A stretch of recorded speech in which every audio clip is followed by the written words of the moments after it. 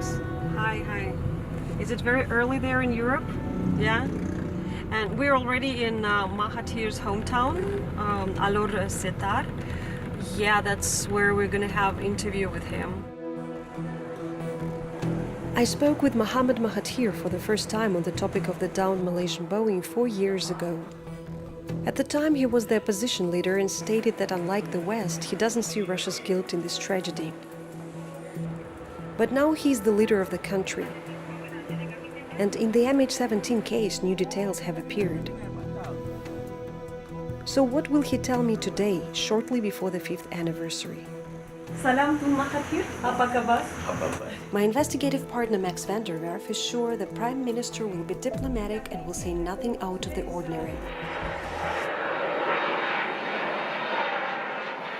The Netherlands and Australia, they formally stated that Russia is responsible for the shooting of MH17.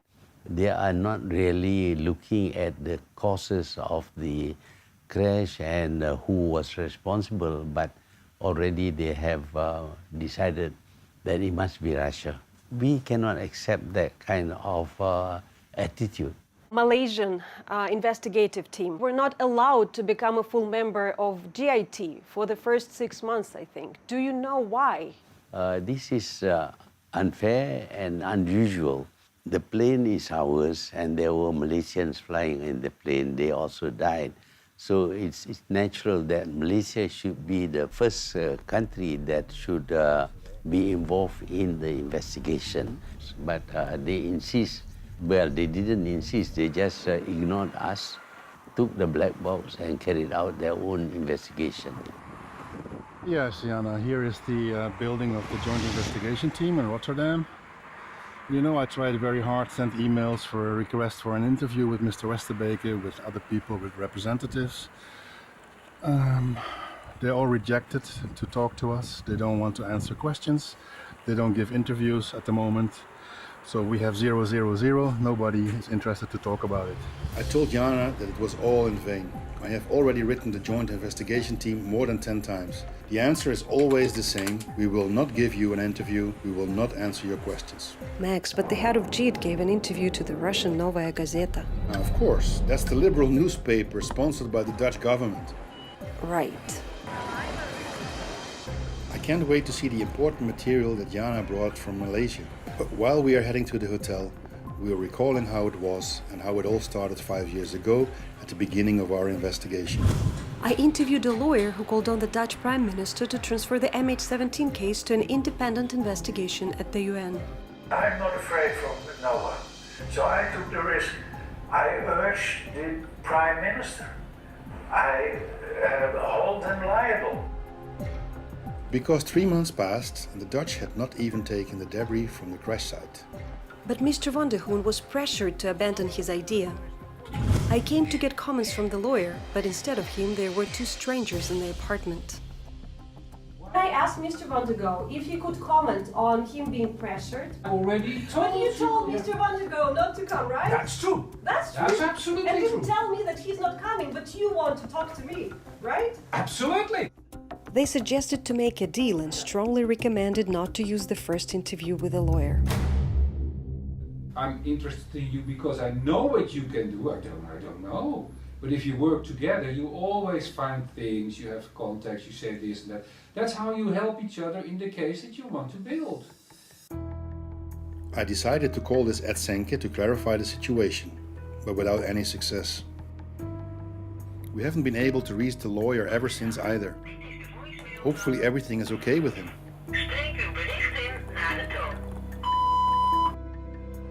While the Dutch investigation was becoming more secretive, the Malaysian side was doing a very important job, collecting the black boxes from the conflict area in Ukraine where the plane crashed.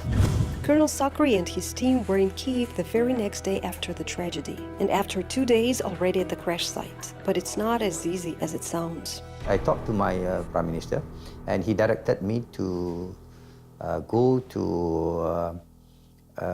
crash sites immediately.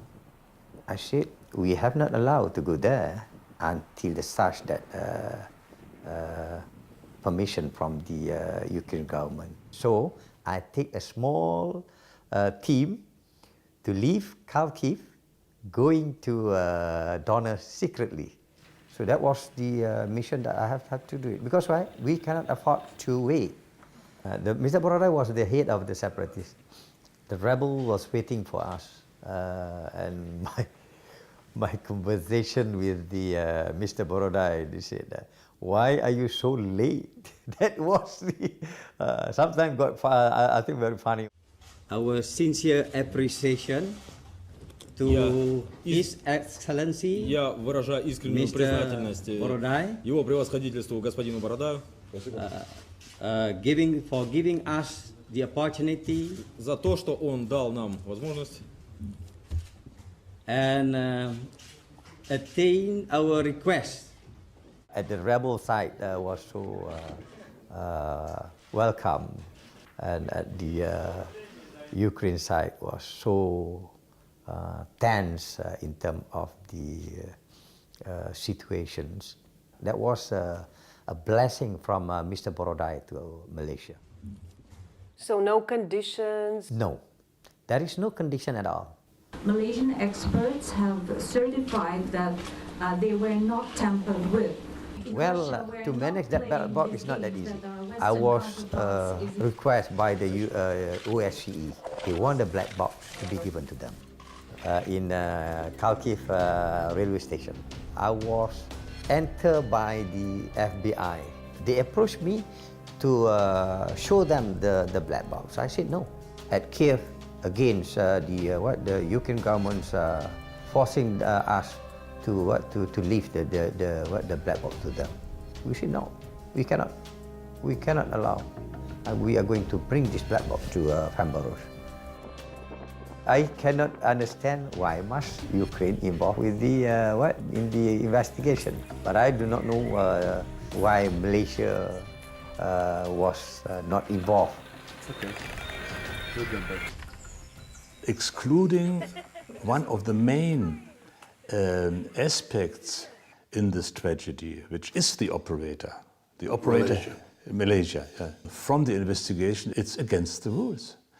So if somebody in such a historical accident decide to violate so bluntly the law, the conclusion can only be they have something in mind. At least the result of this investigation team must be doubted because it is not the result of an objective investigation. Somebody was missing. A terror attack. MH17 was flying from Amsterdam to Kuala Lumpur when a Russian-made missile blew the plane apart. This is the work of Russian separatists. And President Obama tonight is confident this plane was brought down by separatists supported by Russia. They could say conflict zone, but they use this type of words. Instead of saying a missile operated by both sides, a common weapon, they say Russian manufactured book missile. And they leave out that the serial number is a missile that was in Ukraine's possession. And a Russian-made missile blew the plane apart. When you read something like that, you will feel somehow Russia is involved, even though it's a totally different issue. It's a political issue, it's a territorial issue, but now you'll feel, oh, Russia supplied this weapon, they used it, it's out of control, it's their fault. That's the impression you get. Yeah, this is all world politics lah. Boys, the bigger country, we are stronger, politically influenced in the world.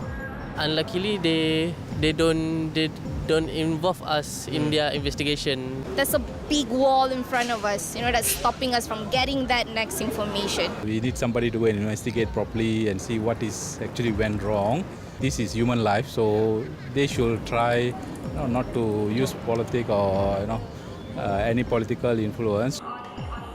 If you had a chance to ask Mr. Westerbeck, head of JIT, any question, what would you ask? Why did the West insist on us handing over the materials there? We could have conducted the investigation here. We could have conducted it in a very transparent manner. If you really want to show you're unbiased, hold it in a neutral country. It's been shot down, somebody have to take the blame, There must be a scapegoat, So who's going to take the blame?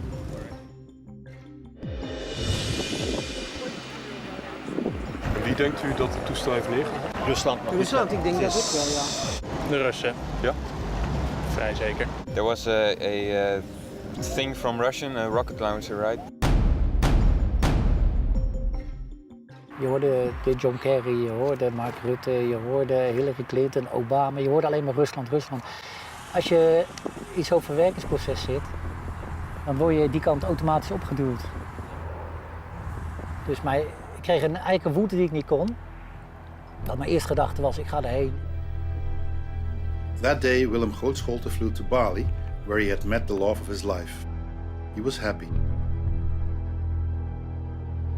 His best friend Ron already had a hard time saying goodbye to his buddy, just to learn a few hours later that he had lost Willem forever. Je beseft het helemaal niet. Ik heb gehuild. Mijn dochtertje heeft mij voor het eerst zien huilen. Het was gewoon een echte vriendschap. We waren ook echt oprecht eerlijk tegen elkaar. Met scheldpartijen, met emoties, met huilen. Maar het was meer familie als vriend. Het is de eerste keer dat ik hier ben en het roept heel veel emoties op. Woede, onbegrip, onrust. Ik vind het monument mooi, ik ben blij dat ik er ben. Het is voor mij nog steeds een aardsbegrip dat het nog niet afgesloten is. Ik kan het nog niet afsluiten.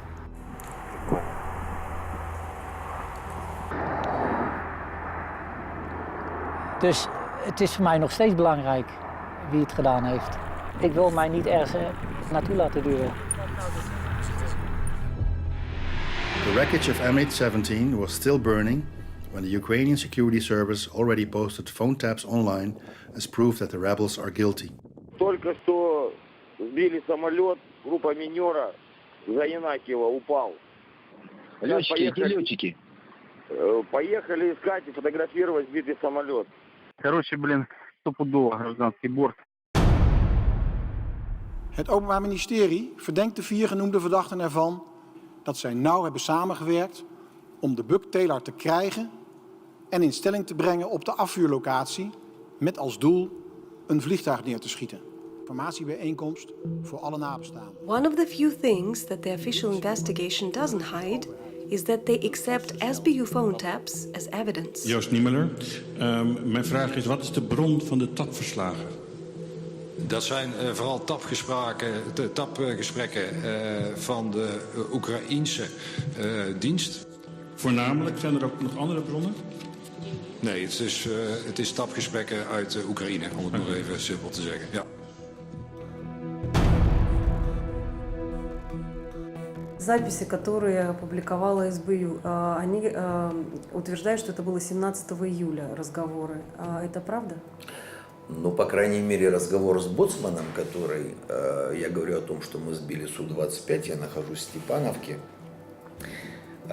Этот разговор состоялся ранее, 16-го, а с утра 17-го я находился уже в Донецке.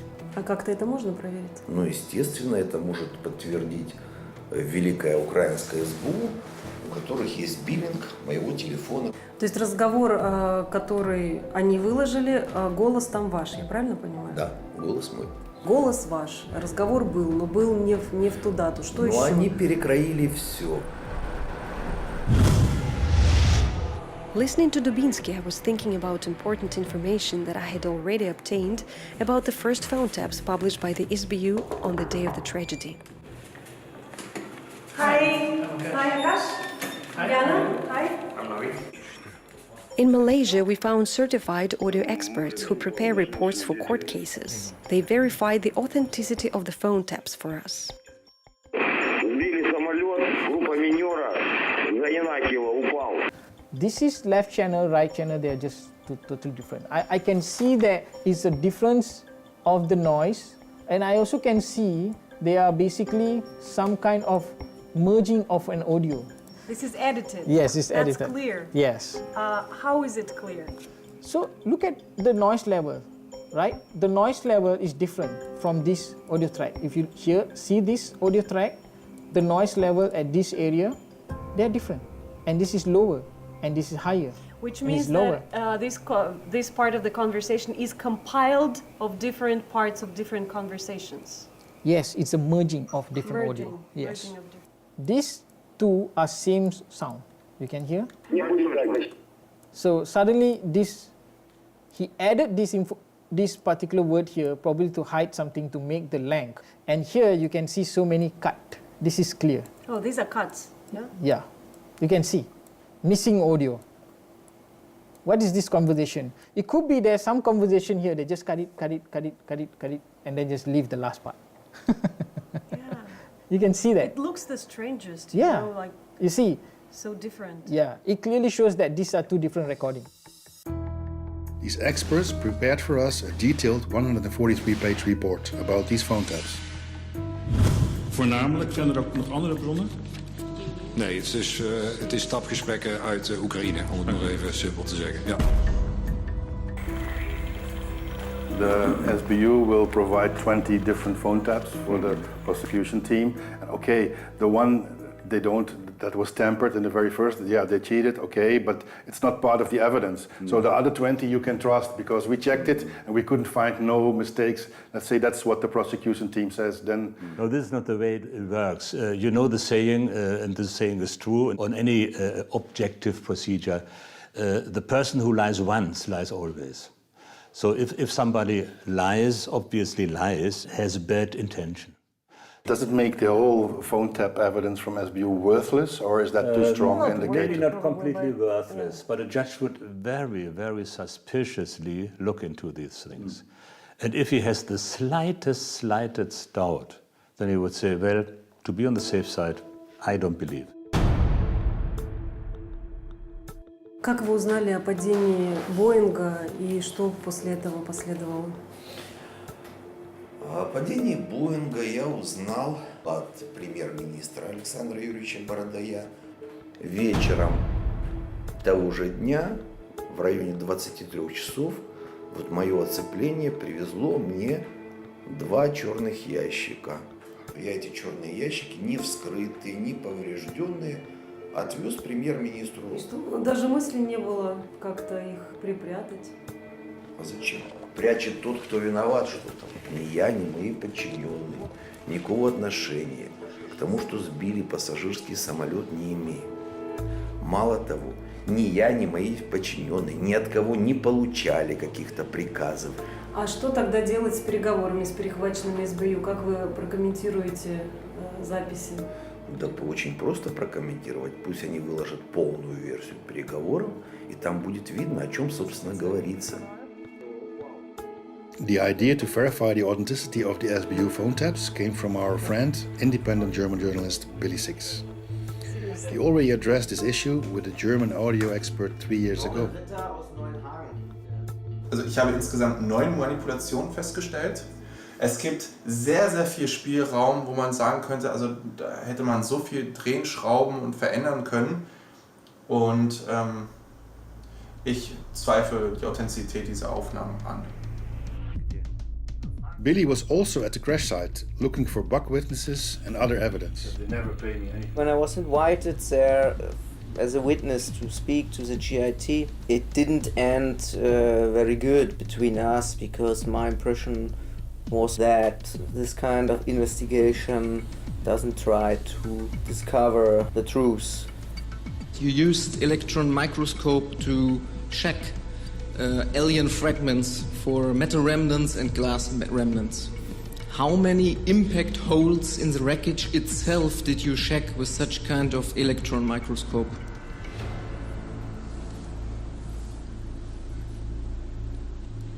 Nee, zo specifieke informatie is hier niet bekend. Dus dat zouden we na moeten vragen, maar hier kan ik die vraag niet beantwoorden. And I also wrote them emails and never ever got any kind of answer to the question, however I asked it.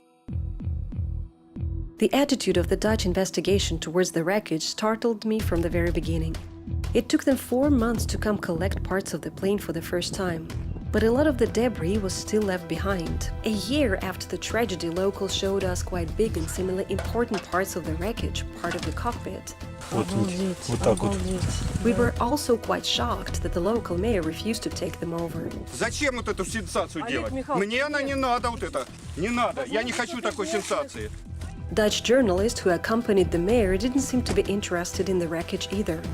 We had more luck with the head of a nearby village. She accepted the parts without any problem and promised to hand them over to the Dutch. Soon after the scandal with the wreckage, the mayor was removed from his office.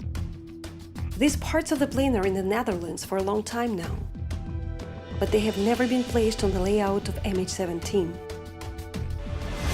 And 5 years on, we keep finding new ones. Тяжелый. Как вы нашли части самолета? Случайно в бурьянах наткнулся, заблестела тут часть какая-то. Потом мы его погрузили с хлопцами, и чтобы убрать его, что надо было убрать, оно мешало. We handed over these parts to the administration of Petropavlovka, just like the last time. У нас есть часть от Боинга. Ого, а куда ж мы его будем ложить? Какой он большой.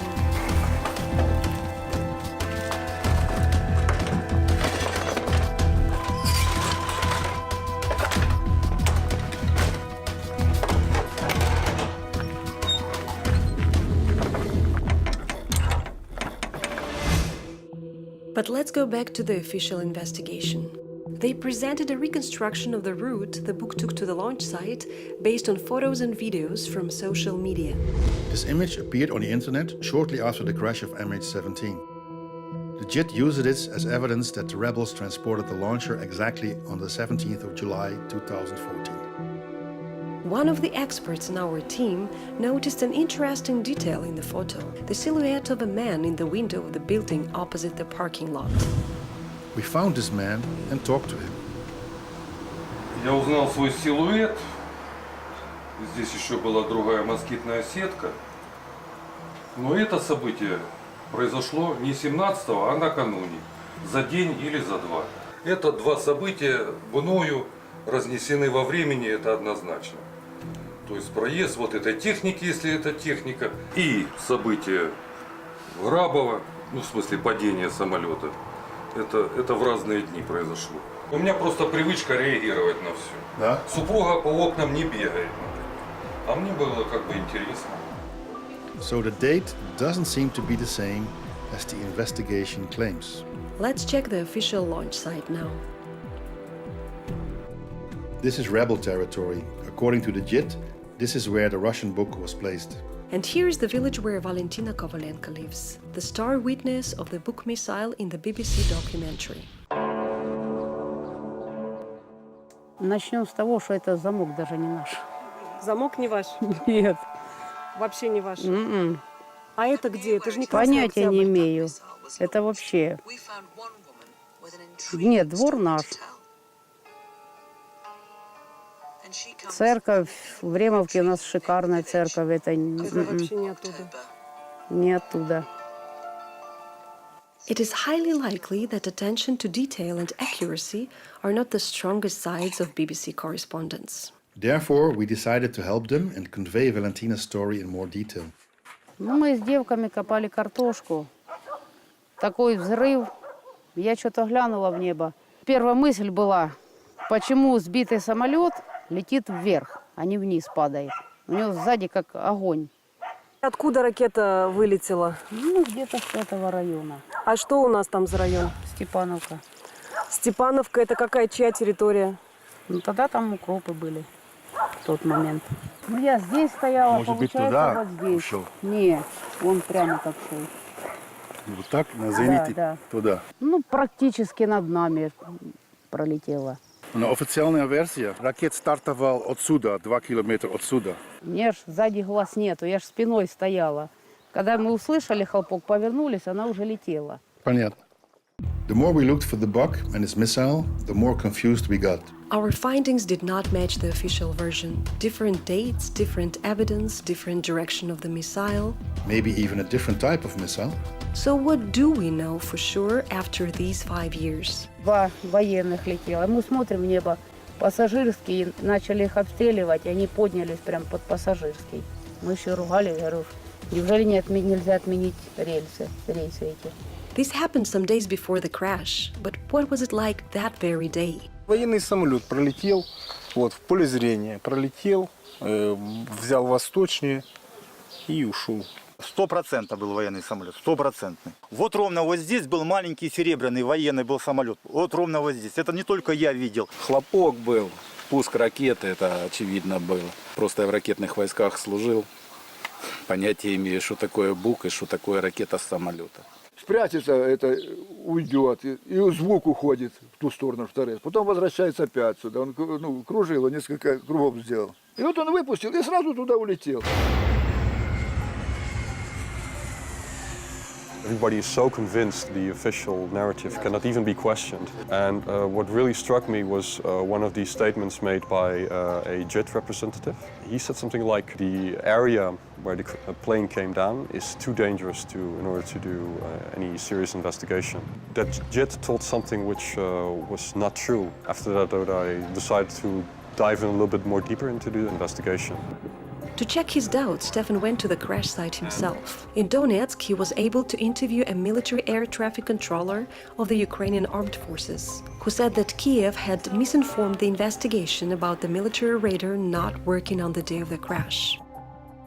Они все работали. Все работало. Все находились в полной боевой готовности. Говорят, что там делали ремонт 17 июля. Она ж не одна. Угу. Их там 3 штуки. Угу. Именно на Чугуев. Да, там резервная станция, которая оттуда вылетала боевая авиация. Значит, что эти здания этого дня есть? Есть они. В Украине они есть. The Ukrainian government was fully aware of this danger. We have no indications that they warned anybody. So they obviously exposed the civilian aircraft to a real lethal danger. In this case, the organization, Ukrainian government, who leads the investigation, could also be responsible for the crash by not closing the airspace. We are interested in the rule of law, in justice for everyone, irrespective of who is involved. We have to know who actually fired the missile, and then only we can accept the report as a complete truth. Freight floor.